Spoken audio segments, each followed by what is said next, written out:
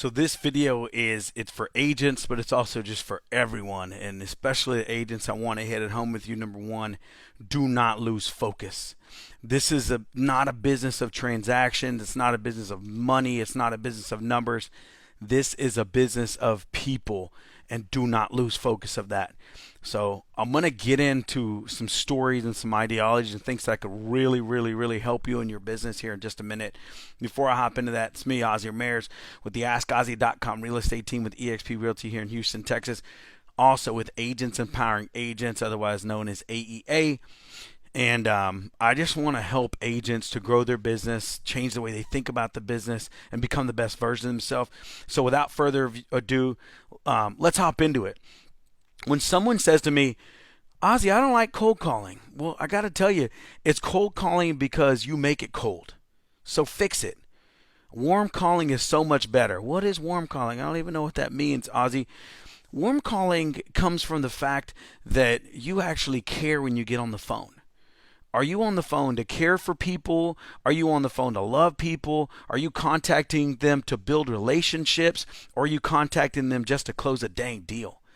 If you're just trying to get an appointment, if you're just trying to close a deal, stop what you're doing, start all over, and go back to the fact that we got in this business to love people, to care for people, to take care of them. So today in our morning meeting, I was talking to everybody, and we talked a lot about the basics and fully understanding why we are here. We're here because we love people and we want to help people. That should be the number one bottom line.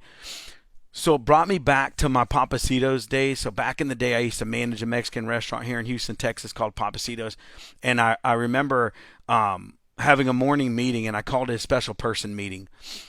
Here's how it worked. I would actually get all the waiters to write down. I would ask them, who's your favorite person in the world? Who do you love? Who would you die for? Sounds a little macabre. But I would ask them, who's the most special person in the world to them, and write down their name. They write down their name, they fold it up, they put it in their pocket. We'd have the rest of our pre-shift meeting. Towards the end of the pre-shift meeting, I was asked everybody, hey, everybody, grab the name that I told you around the paper, grab it, pull it out. And I went around the room and I'd ask them, who's your special person? And they would tell me, oh, my grandma. And I'd say, okay, great. Well, why is she your special person? I love her. She's raised me since I was a kid. She really cares about me. She's just my favorite person in the world. And I'd say, awesome, fantastic. And we would go to everybody, and we just hear these stories of how much they love this person. And I did it for a reason. I wanted to let them know, like, how would you like your special person be treated when they come in here? And they would also say things like, I don't care. My grandma's a little rude. She might snap at you, but I don't care. You treat my grandma with respect. Even if she snaps at you, you're nice to her and you don't snap back. And da-da-da. That's the way we feel about our special people. So notice that every single person you come in contact with is someone's special person. You get to make a decision on how you're going to treat that special person. You want to treat them amazing. You want to snap back at them. You want to be crappy about things. That is totally up to you. But you have the decision. And it actually brought me to another. So back in the restaurant days as well, when you were in training, when you first started, they make you watch this video. And I don't know where they got it from, but it was fantastic. This was back in like 99 when I started working there, 1999. Yeah, I'm old.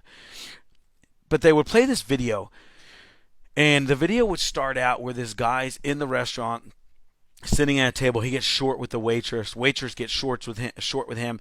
Manager comes in, doesn't make it any better. They're all yelling at each other. It's just a mess. And then it's stop, cut the scene, and then it says earlier the day before or whatever. It rewinds you without rewinding you, but it takes you back.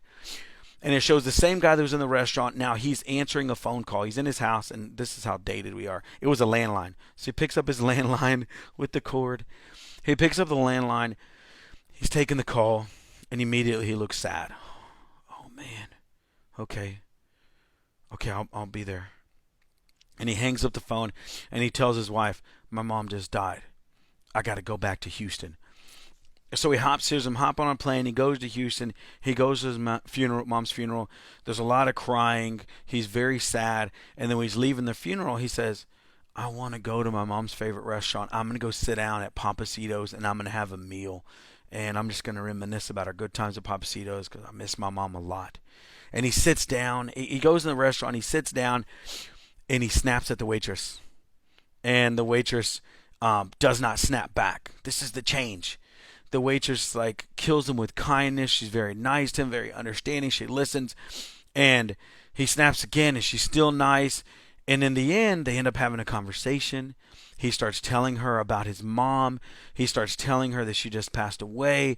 They start talking about it, and he actually gets to vent to a perfect stranger, a waitress. Which if you notice in the beginning, the other waitress, or that waitress in the original scene, she fights back and they start arguing.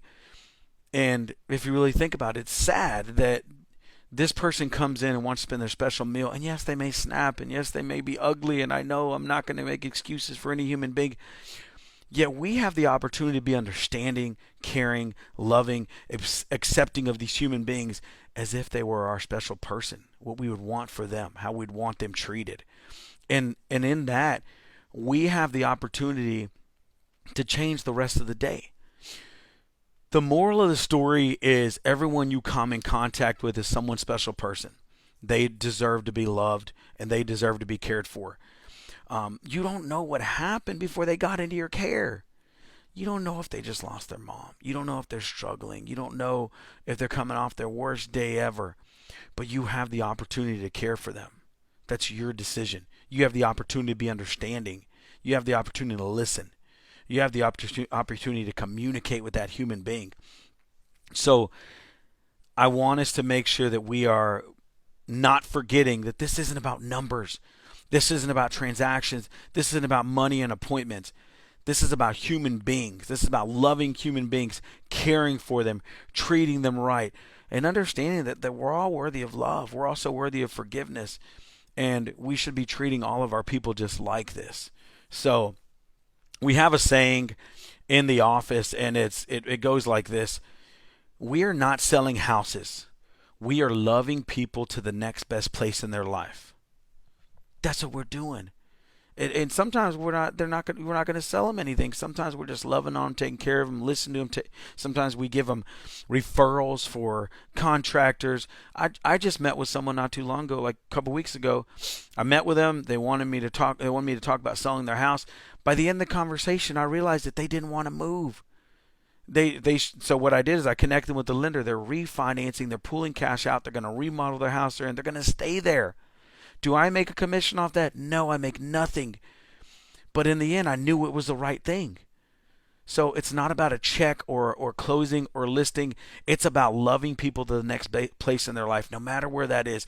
When we live in that mentality, when we run our business in that mentality, we will live a life of abundance. The business will grow. We'll get everything we need out of this because we're taking care of people, and they'll take care of us. So we have to remember that it's not about numbers, money, transactions. It's about loving on people. I hope you got something from this message. This is a large reason why I do what I do. I love loving on people, growing people, and lifting them up. If you ever need anything, holler at me. I'll do my best to get with you. I live a really busy life, but I still like to slow down, take care of people. Hope you're having an amazing day. Once again, Ozzy Ramirez with the AskOzzy.com real estate team here at eXp Realty in Houston, Texas, and also Agents Empowering Agents. Check out our Facebook page. I put out videos every week.